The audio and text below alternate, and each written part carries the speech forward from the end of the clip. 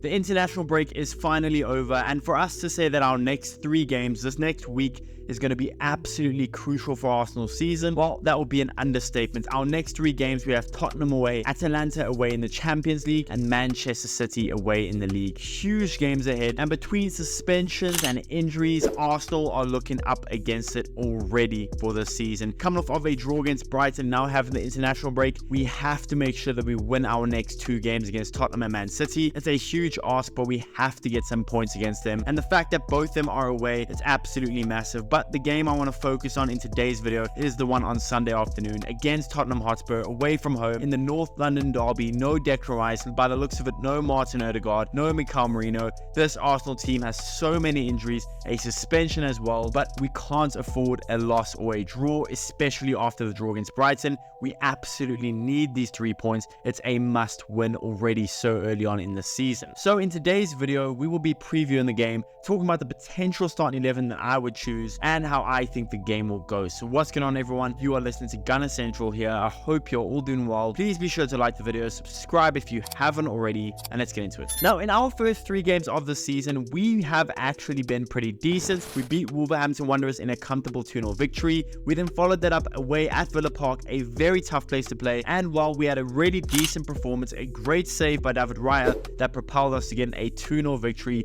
from goals from Trossard and Thomas Partey. So naturally, at home against Brighton in our second home game of the season, you're thinking, yes, Brighton's a really good team, but this should be another game where Arsenal come out and be victorious. And while it was looking that way, we were 1-0 up at half time. We were looking quite comfortable. Brighton weren't really offering all that much. We were pretty comfortable throughout the game, but the moment that Declan Rice got sent off, the whole game changed. They scored maybe 5 minutes after Declan Rice was off, and we held out for a 1-1 draw when we were down to 10 men against an 11-man really good Brighton team. It was a really tough point to take. It was certainly 2 points dropped, more than a point gained. And now with us heading into Tottenham Hotspur, who themselves have had a rocky first 3 games with no Declan Rice because of that suspension, you already think we're a little bit up against it. You say that, and then you look at Tottenham's first opening 3 games, and while they have been a little bit mediocre, they've had a 1-1 draw against Leicester City despite being clearly the better team. They had a 4-0 win against Everton, but I mean, who hasn't beaten Everton in the first 3 games? And then they went to St. James's Park, notoriously a very tough place to play for them, and they lost 2-1 to Newcastle. And even in that Newcastle game, they weren't necessarily a bad team. I thought Tottenham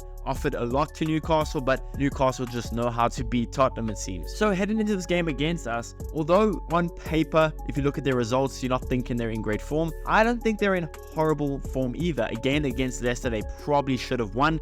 Against Newcastle, they at least should have got a draw, and obviously they smashed Everton. So I think with us having no Martin Odegaard, no Mikel Merino, no Declan Rice, plus them playing at home in a North London derby, regardless of form, we know this in North London derbies, regardless of form, it's always going to be a tough game. And for us to go out there, we need to get 3 points. It's going to be a very tough ask, but it's a simple must that we have to get. You look at injuries and suspensions, and Tottenham are pretty okay with it. Dominic Solanke may be available, Richarlison may be available, even Yves Bissouma may be available. On paper, they don't have any injuries and suspensions as of announced. They have a fully fit squad, and Arsenal, well, we are the complete opposite. Obviously, Declan Rice is suspended. Gabby Jesus may be fit for the game, may not be. Tierney may be fit for the game, may not be. Martin Odegaard most likely won't be fit for the game. Mikel Merino won't be fit for the game. Calafiori may be fit for the game, may not be. Tomiyasu may be fit for the game, may not be. Honestly, we are so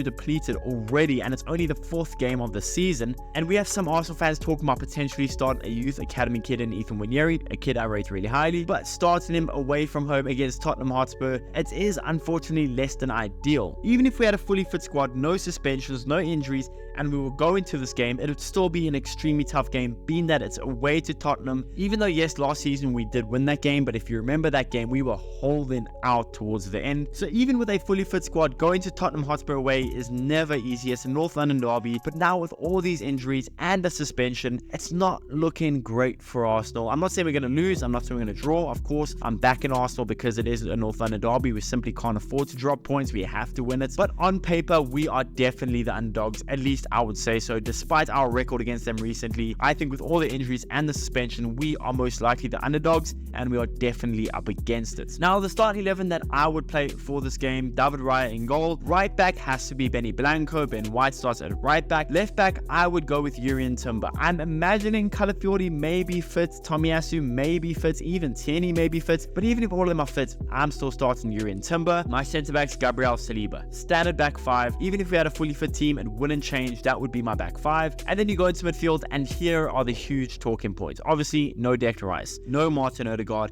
and those are our 2 best midfielders. So how do we play this midfield? Well, you could have had Mikael Merino, but he has a shoulder injury. So the midfield is going to be kind of, we have to make it work, I guess. Of course, Ethan Winieri could be starting, which I wouldn't be opposed to, but me personally, I wouldn't start Ethan Winieri in such a huge game like this. Maybe I'd give him a good half an hour off the bench, but starting him, I think maybe a step too far. Although if we do start him and he performs really well, I'll be happy to admit that I'm wrong. In the midfield, I think you have to go Jorginho as your holder midfielder, with unfortunately Thomas Partey and Kai Havertz as your central midfielders. Again, less than ideal, but I think in a game when you're away from home in a North London derby, rather play it safe. If you have 2 holder midfielders, that's fine. Of course, Kai Havertz is much better as a striker than he is as a midfielder, but when needs must, we just kind of have to do what we have to do. Again, I don't think it's horrible having Jorginho, Partey, and Havertz as a midfield. There's not a lot of creativity there, although Havertz isn't bad creatively. And again, it's less than ideal, but again, needs must. And I think worst case scenario, if we can't control the ball, if we can't control the midfield, at least we'd have 2 good holder midfielders in that midfield to make us hard to break down in the midfield at least. So I think you have to go with that midfield.